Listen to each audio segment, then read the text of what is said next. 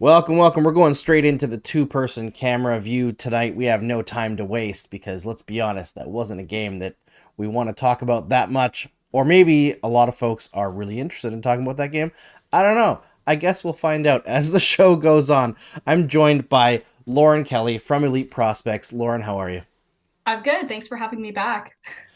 Yeah, I mean, obviously, great to have you back on a Lightning game. As people may not know, you're a Lightning fan, but obviously, a good game to have a scout appear because talking about things that weren't this game, I think, is going to be advantageous for the replay value of this show. So, as you may have guessed, Lauren's the OHL scout or AOHL scout for Elite Prospects. She's been doing that for a long time, back to when she was working for Sportsnet, etc. So we're going to talk about Owen Beck a little bit. We're going to talk about Philip Mesar, but we got to get to the story of the game first because we can't avoid it. We got to talk about it. The Canadiens, for the second straight game, came out absolutely flat, allowed their opponents to just take them to the woodshed, and down 4-0 after the first period. Obviously, the Tampa Bay Lightning can finish a lot better than the St. Louis Blues, so they were in trouble. And it's hard to look at this game and give them much credit, but the final 40 minutes was significantly better for the Canadiens. Score effects, of course, are a factor, but not the greatest performance, at least in the first period, for the Montreal Canadiens. No, and I don't think, I mean, obviously Jake Allen got pulled after the fourth goal, but I don't really think after rewatching those goals against that he allowed, I think the first three really, I don't think you can fault him all that much on. I mean, No. Mike Matheson on a couple of those, especially. I mean, he was on the ice for I think all three of the first three goals, and he just Four. didn't look. Oh, was it all four? So It was all four.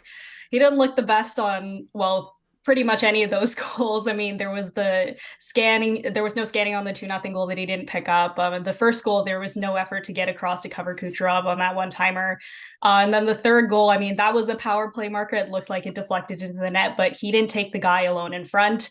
Yeah, I mean, I don't really think Jake Allen can be blamed for at least the first three goals. I mean, the fourth one, obviously he got beat up high off the rush, but it tends to happen when players pick the top corner at that perfect angle. Yeah, I mean, I think with Jake Allen, the first three goals definitely I would like on a normal night I wouldn't put it on him, but then I look at how Sam Montembeau played the rest of the game, coming in cold, and yeah, he allowed that one goal to Paul at the end of the game there, but frankly, I'm not sure that goal should have counted. Paul grabbed the puck, pulled it into himself, and then put it down. And usually, the closing your hand on the puck rule, it's whenever somebody moves their hand this way, like laterally, right? You can move up and down, but you can kind of grab the puck and throw it down. But as soon as you move in and out, usually the refs call that. So I was surprised that they allowed that goal, even if they weren't going to call the minor. But Montembeau was incredible. The only one I think that you could possibly fault Allen for, aside from the fourth goal, was maybe he got over a little bit slow on Kucherov's goal. But it's Nikita Kucherov, right? So, like, I don't know. That one, I know Frank Corrado on the TSN broadcast pointed out that on the rush for that Kucherov goal, Matheson actually does scan, notices Kucherov, and backs off anyway. And it's like, Oh gosh. I don't know, man. That's the decision makings aren't they're not going very well for Mike Matheson lately. It's been an ongoing story that he's been on the struggle bus, and I know there was some folks on Twitter and different social media tonight being like, why is everyone being so hard on Matheson when like the whole team is starting these games terribly the last couple games? And I think it's because everyone knows Matheson's not this bad, and he plays a ton of minutes, and there hasn't seemed to have been an adjustment to not play him tons of minutes, even in games where he's really struggling. So I think it gets really frustrating for people watching the game. But it's not all Mike Matheson, even though he was on for the first 4 goals. It goes way beyond just one player, these starts. Yeah, and I think in this case where it kind of became obvious that Matheson was struggling, especially after the first couple of goals, maybe that would have been the opportunity to give Caden Gooley more minutes, or Justin Barron, or even Jordan Harris, kind of move them up into kind of level off some of the minutes. Maybe Matheson is just fatigued and he's playing too big a role, too many minutes every night for this team. And, a player can only do that for so long. I mean, not everybody can be like, not everybody can eat 30 minutes a night on a regular basis, or even that 25 to 28-minute range is not sustainable over a full season. And you have to take into account we're only a month into the year, barely even. So obviously, they're going to have to figure some things out. I'm sure Matheson's struggles aren't going to persist all season long. Players tend to go through ebbs and flows, as we all know. But this probably would have been the game to, ease off Matheson a little bit. But I mean, give him credit. He did find his way back into this game, especially as the team, kind of got off their heels, started pushing pace a little bit more, and then they responded well in the final 40 minutes. Yeah, I agree. He did come around in the final 40 minutes there. I think the third period he had especially some plays that I really liked. And the two guys who had the target on their back after the Blues game were Matheson and Anderson. And now tonight, I'm just watching like the media folks on Twitter and like, oh, Anderson was the best player on the Canadiens tonight. And like, I thought he had a much better game than he's had in a couple of weeks here, but still on the power play. He is a play killer, Lauren. He's such a play killer. There were so many plays tonight where Anderson had the puck and just didn't know what to do with it and put it in the worst possible spot. I hope that he gets some level of like things going his way soon, because even like tonight he had the tip shot that kind of didn't work, and then he had that wide open net on the backhand that just glanced off of Radish's stick. It seems like he's cursed. At least now he's playing hard. Against the Blues, he was invisible. And I think that's the worst. When you can't notice Josh Anderson and he's not scoring, it's a bad combo. Tonight at least he was visible, so I'll give him that. Yeah, and I think especially for a power forward, if the puck isn't going your way, if you're fighting it, if it's rolling off your stick, you've got to find a way to make an impact, at least physically. Get in on the forecheck, kind of simplify your game. Try not to overthink your puck touches too much. And I think we did see that from Anderson. So hopefully he's starting to turn a corner after this game. Obviously this didn't start well for anybody on this Habs team, but this was a game that I felt they built a lot of confidence off of, Anderson included. And hopefully that's a reassuring sign of things to come, that things are moving in an encouraging direction. Yeah, and I think also this kind of game, I almost would rather they don't come back. You know what I mean? Right. Like they had a good final 40 minutes. They got their couple of goals, or I guess 3 goals, with the Dvorak getting the goal at the end there. But I think for a young team, you might learn the wrong lessons if you're able to come 4-0 back in a game where you started so flat. Like, yeah, okay, it might be great for the confidence, but it almost reinforces the like, hey, we only need to play 40 minutes, right? And for this kind of team, for what they're trying to build, probably better to get spanked a little bit or sat down, because you could tell once Tampa allowed that second goal, they really sat back. They were playing very, very conservative hockey. Braden Point has an easy entry on a power play, and he's like, what if I just spin around 2 times and send the puck back to my own zone? Like, I respect the hustle of the Lightning at that point in the game, but it was terrible to watch.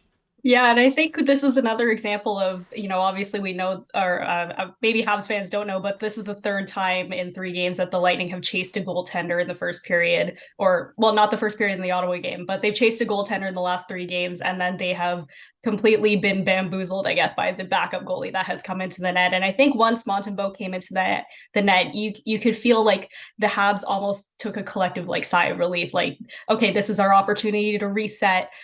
This team has proven that they can't hold leads this season, or even at the end of last season, that they are not fragile necessarily, but there is an opportunity for us to get back into this game. There's a long way to go. And I'm sure that was the message from Martin St. Louis in the first intermission, that, the game is a long way from over. And this is a good learning opportunity, to a good measuring stick game. I mean, these teams heading into this game were only 2 points apart in the standings, right? So the Atlantic feels very wide open.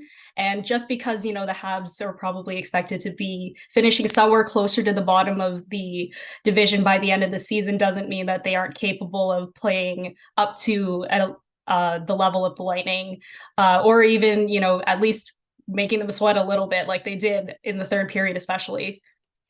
Yeah, you got to at least have something, like pushing teams that are ahead of you, make them worry a little bit. I'd say if there's anything positive to take out of this game, it's probably that Caulfield and Suzuki continued to look pretty decent relative to the rest of the team. And like the top pairing right now, I know they're not playing the top minutes, the top matchups, but Caden Gooley and Justin Barron are the best pairing on this team. And I don't think it's even close. And there was, I think it was the Blues game actually, and they started shitty, so it's probably not a great thing to hang your hat on. But St. Louis threw out Suzuki, Caulfield, Slafkovsky, Barron, and Gooley to start that game, and I believe the average age of those players, that five, which is essentially the Canadiens' core five right now, is 22, which is pretty fun. So there's some positives to take out of it, I guess. And also, Montembeault was a. We needed to see that level of battle from him. We saw it a lot last season, but not so much this season. And I think that's probably a positive. But other than that, another kind of a write-off game, I would say. Sorry, my dad just made a cameo. It's garbage day in Toronto right now, so No worries. No, we just saw a blur in the background, so all right. he's still quite incognito.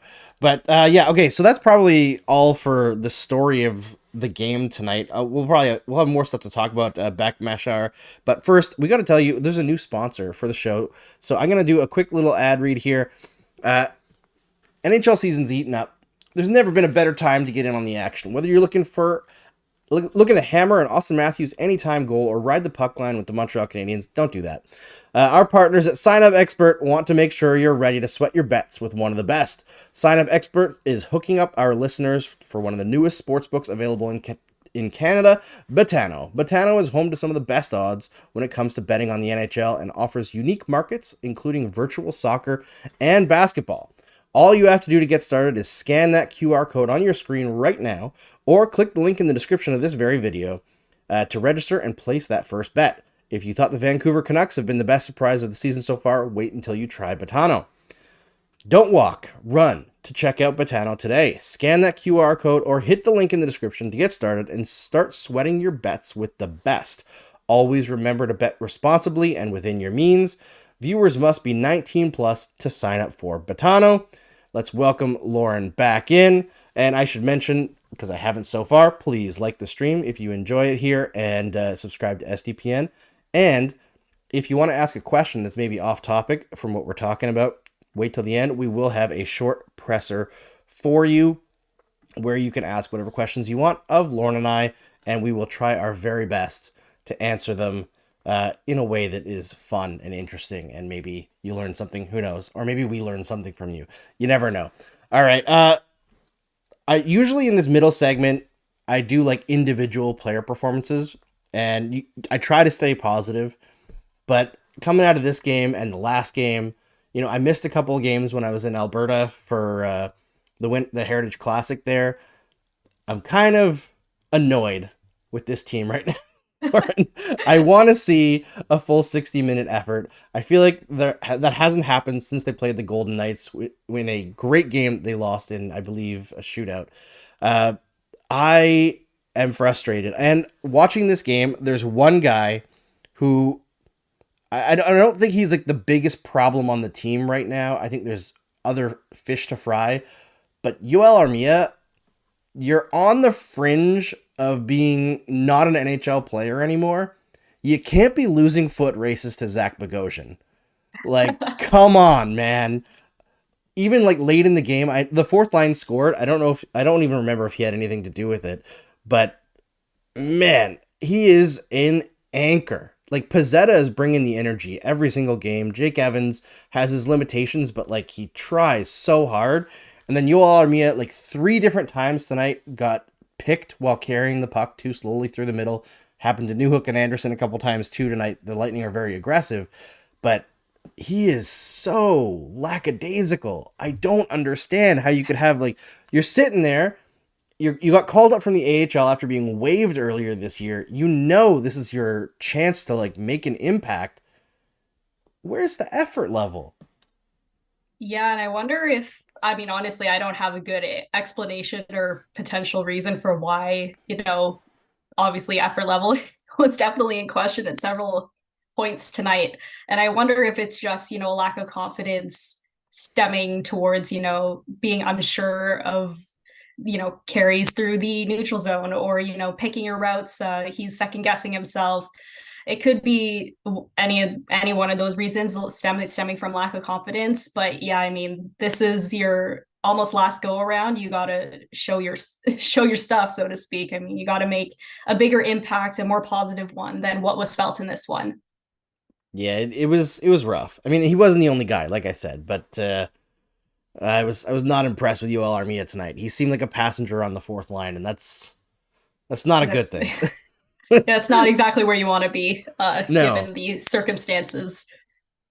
And like frankly, like it's not like the fourth line was the worst tonight. I think the worst line consistently is the Dvorak Anderson line with Newhook on it as well. Newhook has flashes. Dvorak had that snipe at the end. Anderson I think had a good game, but like again that line just it struggles. It really struggles. Um, like I don't know. I think I look at this game at the very least they had some pushback. You know, Arbor Xhekaj getting in a couple fights, but this was not the good performance that we expect from a bad team, right? It's like it's one thing I think to be outclassed by a team, and it's another to beat yourself by always being second to loose pucks. And when every bounce is going against you, that to me says you're not putting yourself in a position to get those pucks. Right. And I think this was also a vulnerable Lightning team. I mean, you take into account that they've blown so many leads this season. They haven't been able to win a single game in overtime this year. They have shown at least they're on the second half of a back to back with travel. Yep. This was honestly everything kind of laid itself out in the Canadiens' favor. If they had just started the first 10 minutes of this game with a little bit more jump and a little bit more intensity, instead Kucherov scores like 22 seconds in, I think it was, and then the snowball effect kind of starts right at the start of the game, and then they're already on their heels. This is a young team, relatively. Their confidence was obviously shaken with the way that first goal went in. They obviously weren't expecting it, and then it kind of just snowballed from there. And it did take them a good 25-30 minutes for them to really start pushing and find their game and settle in. And I just think maybe with a more experienced team that doesn't happen. Maybe in like a season from now, even that those shaky starts hopefully are on their way out, being phased out of this kind of group of players. But yeah, this felt like an opportunity for the Canadiens to come and run the show a little bit. They were rested, and obviously they just kind of ran out of steam right at the start, and then they were behind the eight ball from the very beginning, which makes it very difficult to come back. Yeah, and I think that start like we were talking earlier about not blaming Jake Allen. I think that fourth goal, right before that goal, it was actually the Dvorak line and the Evans line had two back-to-back pretty decent shifts in the Tampa zone. It was like the first two shifts after the first power play for the Canadiens where they were actually putting pressure, forechecking, getting pucks to cycle around a little bit. They weren't like getting anything on net, but they were pushing the play a little bit. And then Evans allows that pretty weak goal by Isamont, and I think that's why he got pulled. It was like it was not even just the four goals; it was the timing of that goal happening that the coaching staff was like, okay, we got to shake things up a little bit. But even then, it took them a long time to get things going again, get the train back on the tracks. It was a bit of a wasted effort in the end, but at least they didn't throw in the towel. That's what I'll say. All right, we're gonna talk about Beck and Mesar in a second here, but first, because there's comments going on in the stream chat here about Slavkovsky, I'm gonna ask you, Lauren, what were your thoughts on Slavkovsky tonight? Because I thought, like, if I had an ISO cam on just him, I thought he had a pretty decent game overall. He had some pretty nice defensive plays, some decent plays in the power play, nearly scored at a goalmouth scramble there, but again, also there are some plays where he makes a couple nice plays and then can't get all the way to where you want it to go. Where are you on Uri Slavkovsky right now? I think I'm on the page where it's way too soon to be writing him off as a bust. I think people are being a little bit dramatic in that sense. I mean, this is a 19-year-old kid who, for whether you agree with the decision that the Canadians made to keep him in the NHL last season or not, we're in and this is a very pivotal season for him, and I think he's doing the little things right. He's trying to get to the right areas. He made some really good plays with the puck. He's back checking. He's trying to do the little things that when the puck isn't necessarily going your way, he's trying to at least make an impact, a positive one. And I think if you're a player who's working hard to improve in those off puck aspects, eventually things are going to start going your way. I don't know if, as far as his development goes, maybe he should go to the AHL, or I would hope at least that the Habs consider loaning him to the World Juniors this year. Just at least, if not to build confidence, then to have him be in a situation where he is the top dog on a team. He can go to the World Juniors and dominate with Mesar in Team Slovakia, and that would be a very stacked Slovak team.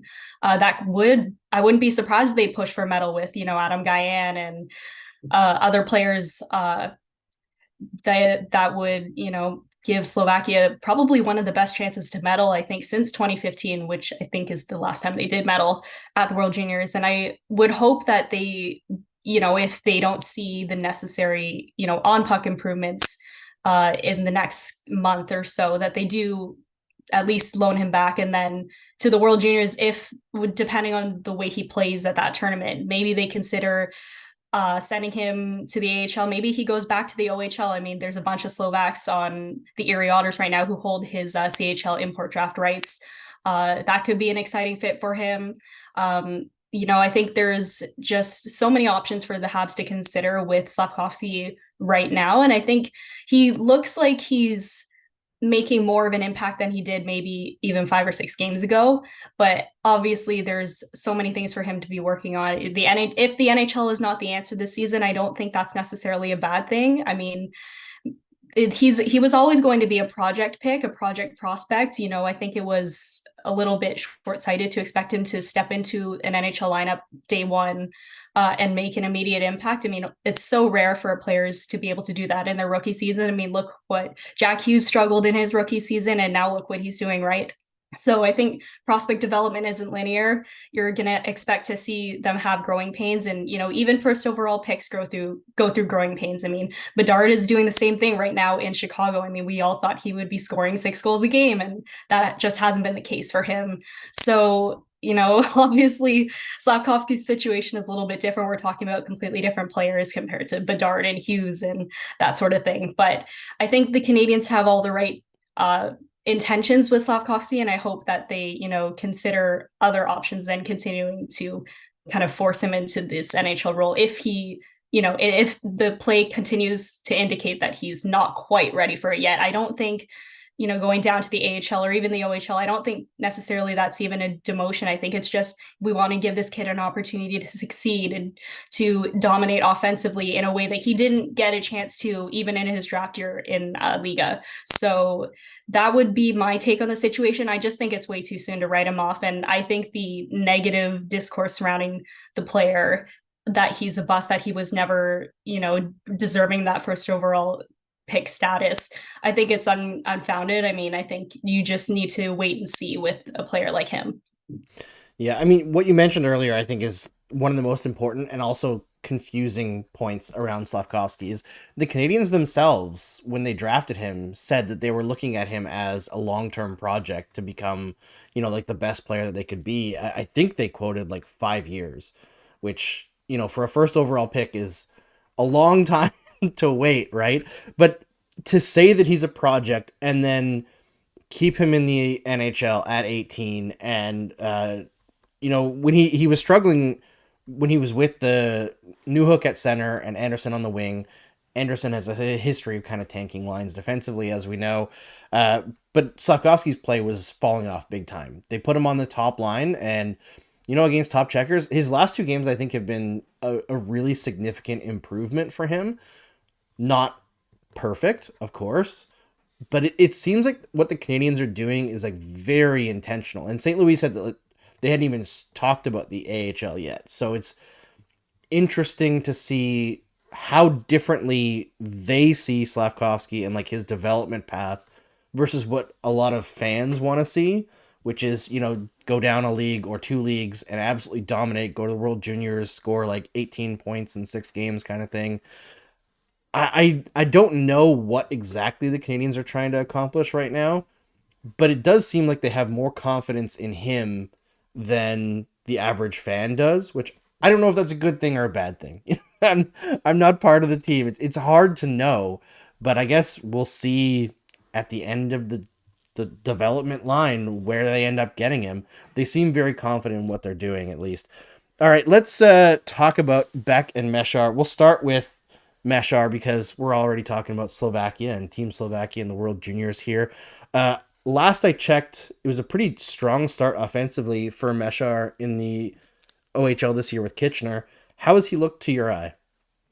Yeah, I mean, Mesar has basically ended up in the best possible place for offensive growth this season. I mean, Kitchener is the highest scoring team in the OHL this season. At one point, they were scoring on 25% of their shots, which is kind of a ridiculous shooting percentage. And Mesar's return basically only really added to their already high octane offense. I mean, playing with guys like Carson Raycov and Hunter Brustevich is going to pad anyone's stats, but he stepped seamlessly into the lineup. I mean, he doesn't look out of place. We at some point a PDO crash should probably happen with Kitchener, but I would expect them to be a top team all year. They're definitely not the bottom feeder rebuilding team that I thought they might be heading into this year. This particular Rangers team is probably the best case scenario for his development. I think I mentioned heading into the season, I can't remember on I think it was on a podcast, but that I maybe the Habs would consider forcing a trade if the Rangers weren't, performing up to standards that they were hoping for. And now that he was barely under a point per game last season. I think he had 51 points in 52 games, and this season he's on pace to eclipse the 100-point mark. And I think that's very reachable considering the talent that is on this Kitchener Rangers team. He should head off to the World Juniors with a ton of confidence. I mean, whether the 1.80 points per game rate that he's currently producing at is sustainable or not, we'll see. But it's really just certainly looks really encouraging with the way he's playing in Kitchener.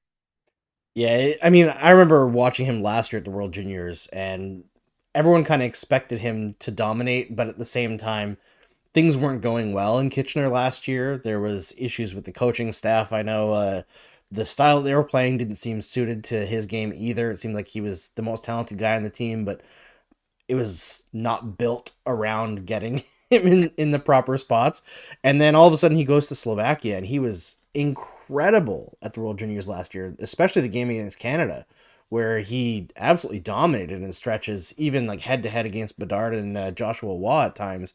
So it'll be interesting to see what he can do at 19. As you mentioned earlier, development's not linear, so don't expect him to put up 5 points a game at the World Juniors or anything like that. But I think he's a really intriguing prospect. Where do you see him fitting on an NHL roster? I would assume not at center. No, I think a player like him is probably more suited to the wing. I think the Habs have a lot of center depth in the system. I mean, well, we're going to discuss Owen Beck in a sec, but Cedric Guindon is also up on the rise through the OHL. I think they're probably set at center. I mean, you look Suzuki and Doc when he's healthy, Monahan, depending on how long he sticks around with this team.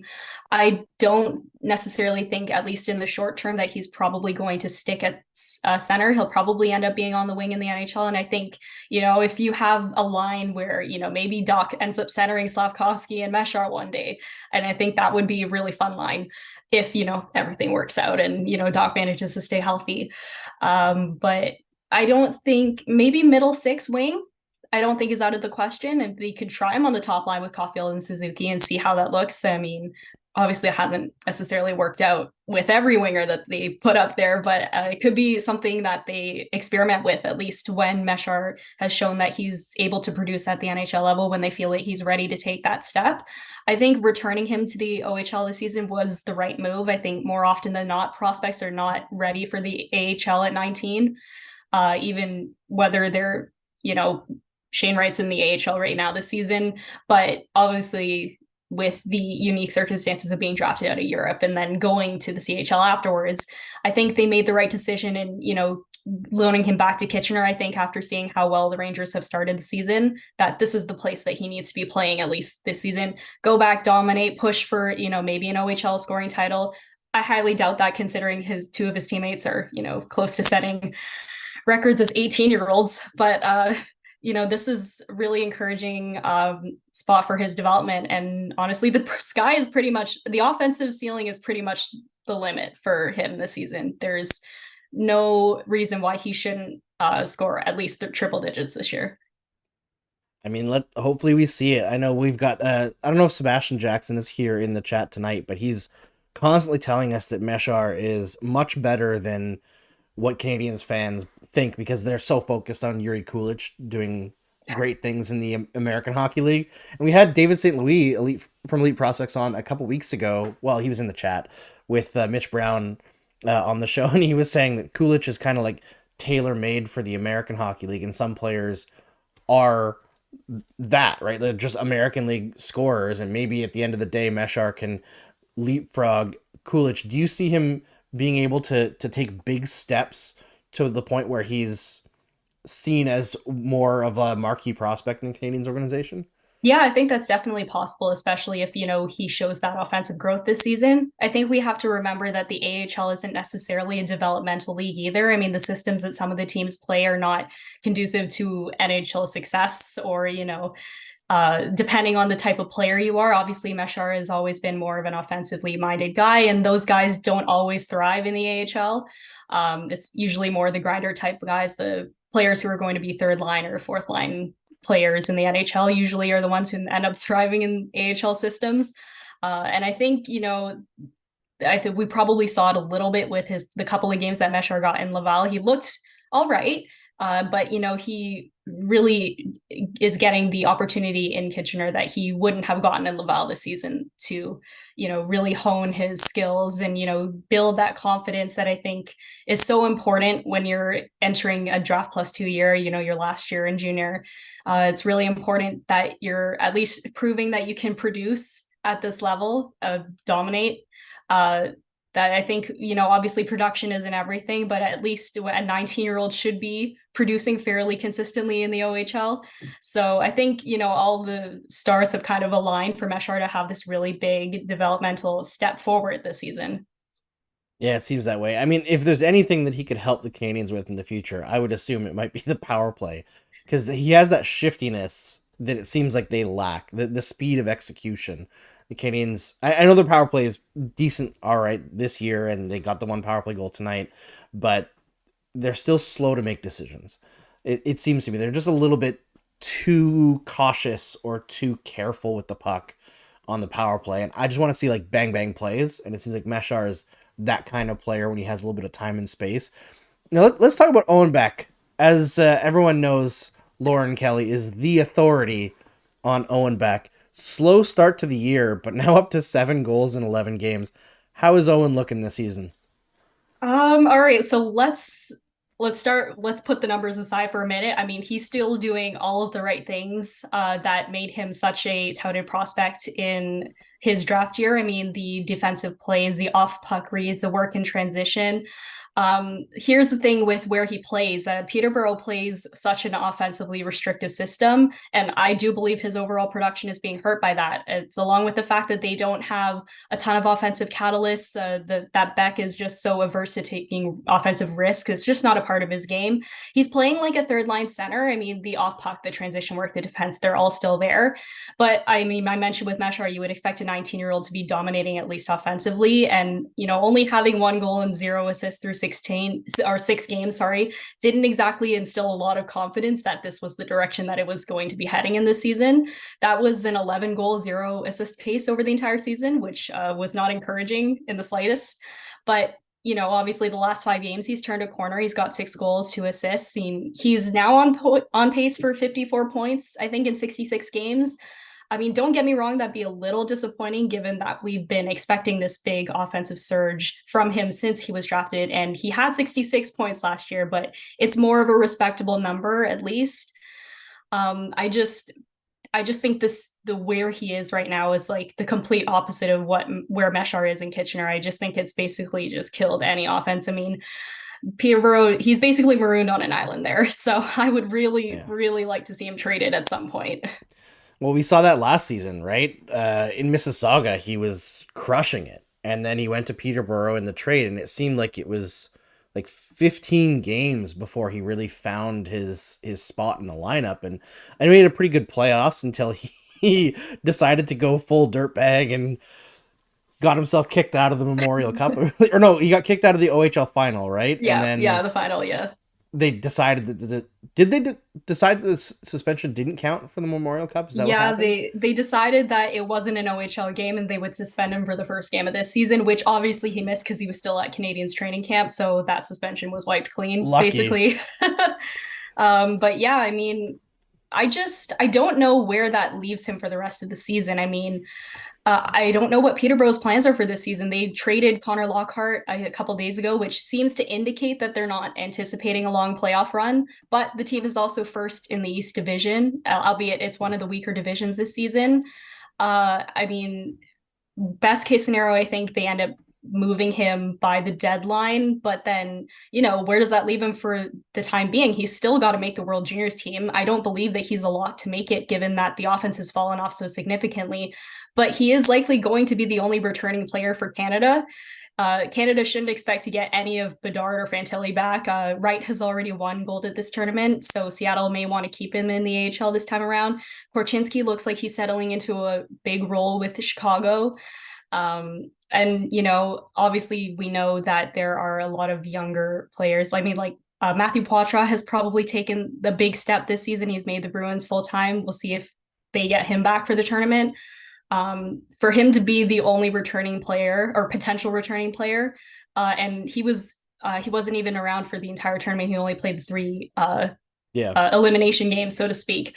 So obviously there's no guarantee. I mean, I think Riley Kidney made the 2022 team and he was a cut from the 2023 team. So there's no guarantee that just because you are a returning player, it doesn't necessarily mean that you are a lock to make this team. And I think given the slow start to the season, I don't think we should be penciling him in as like a concrete lock. I think he's still got to prove that, in the next month in the OHL and then at selection camp, obviously, he's definitely got to outplay some players to make this team. I mean, I think just based on the role he plays, the odds are probably better than for a guy who's so solidly a third line center, and that's what he's going to be in the NHL. And I'm sure that's what the team is already penciling him in the lineup for.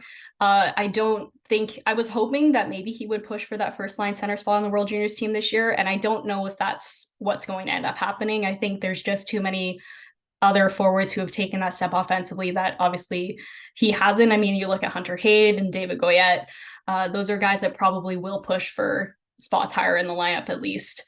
Yeah, I mean, the biggest thing here is that I just think he has to get traded. I think a lot of the problems, at least offensively, are the system that Peterborough plays. So I've heard through the grapevine that if he does get traded, it could be, one of two places. I mean, Sudbury would be really fun given all the young talent that they've got there, but they just added a guy like Dalibor Dvorsky to shore up their center depth. And then the other option, I think, is the Sioux.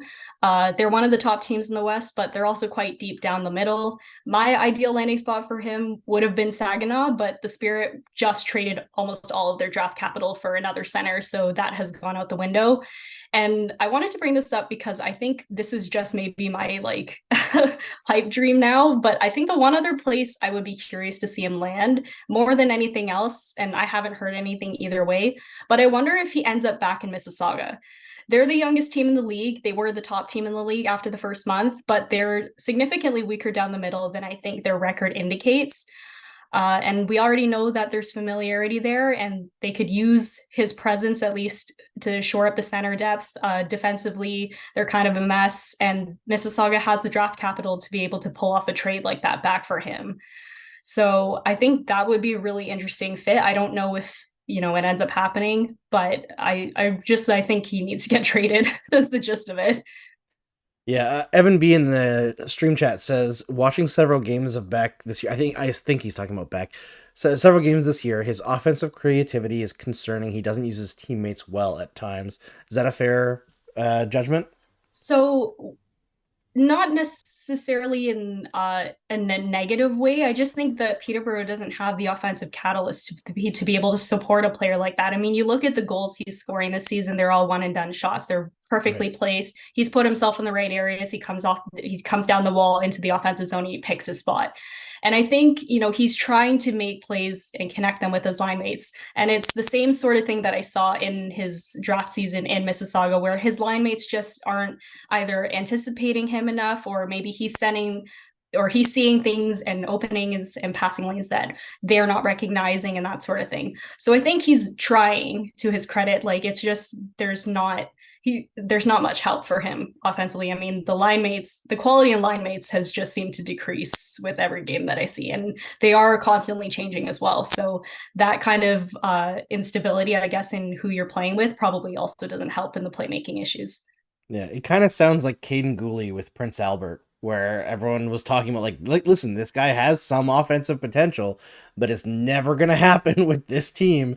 And then lo and behold, he gets traded to the Oil Kings, and point per game, much better offense. And in the NHL, I feel like everyone talks about Caden Gooley as a defensive defenseman. What consistently surprises me is how involved he is in the rush, and how well he transitions the puck up the ice, and then in the offensive zone, like he's actually pretty solid. I'm surprised the Canadiens haven't used him more on the power play, but I guess when you've got Mike Matheson and Justin Barron, he gets pushed down a rung, and also they probably don't want to run him like 25, 30 minutes a night. Yeah, But maybe not yet.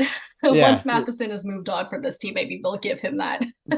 yeah, and then they'll have Hudson and Reinbacher hopefully that are pushing for those minutes as well, and be not too much pressure on little Kalen. I mean, he's not little, but young Caden Gooley.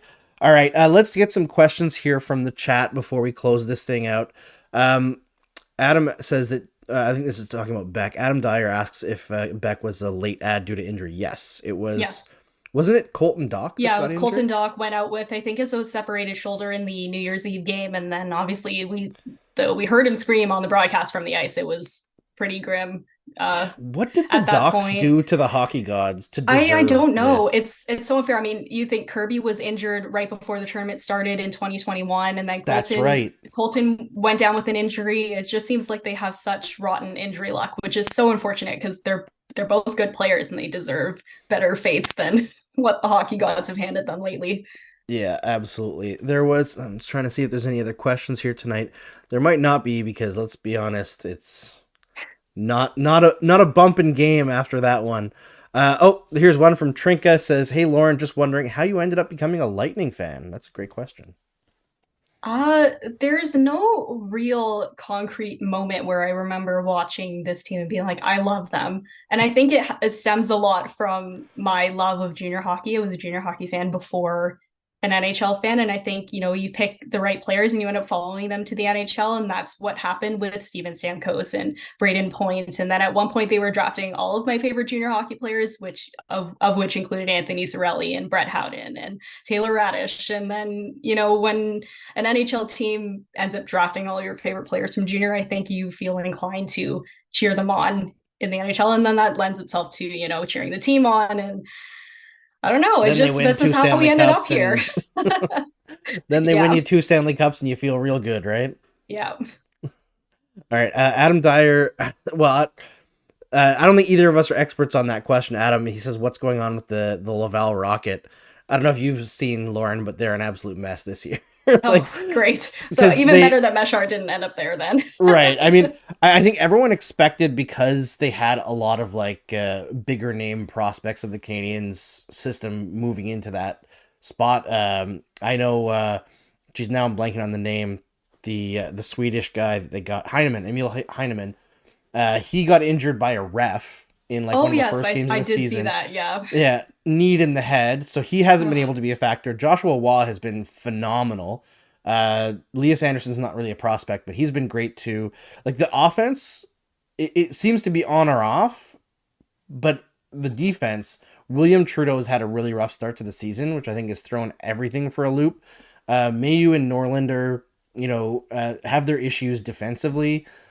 it's been Jaden Struble who's kind of been the number one defenseman so far, and if Jaden Struble is the number one defenseman, that's probably not the best situation down in Laval. And also, you've got two goaltenders who aren't like A level AHL goaltenders.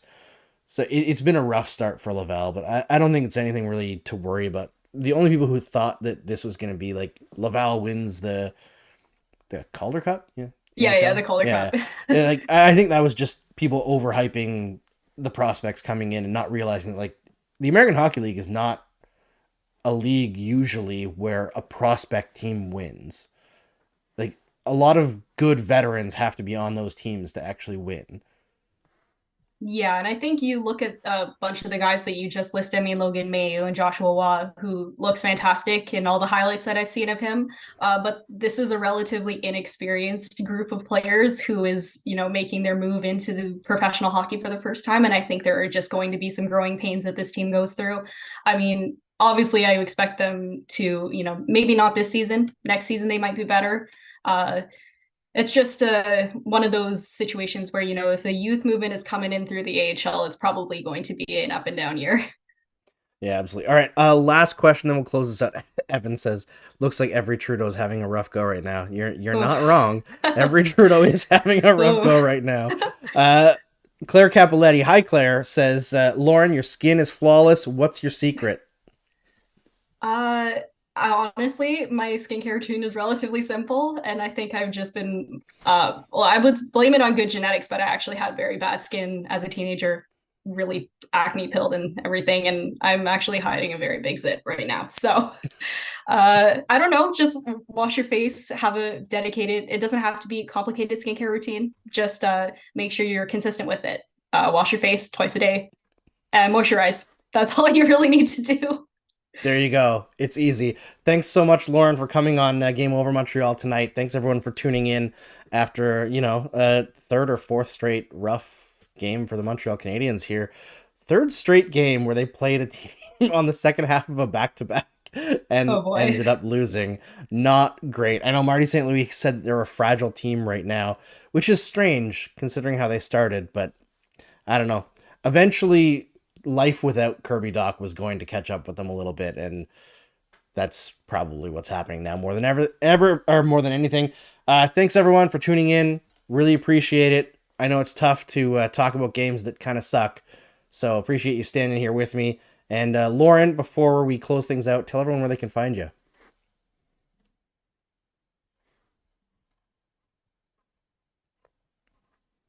Sorry, I feel like I missed the entirety of that last Oh, part. did you? You kind Okay. of just your mic. Oh, no worries. I just said tell everyone where they can find your stuff. Still not working? All right. Zoom's being a jerk. Oh, You yes. can. You can follow me on Twitter. Oh, sorry. You can follow me on Twitter or X or whatever it's called these days at Laura Kelly 24, Laur Kelly 24. You can read my OHL stuff at EP Rinkside. I don't write all that often, not nearly as much as Mitch or David does, but usually there's an OHL stock watch every month. Check that out. See if the have any prospects that end up there. They didn't this month, but hopefully that changes next month. And yeah, that's pretty much it. All right. Thanks, everyone. We'll see you on Thursday.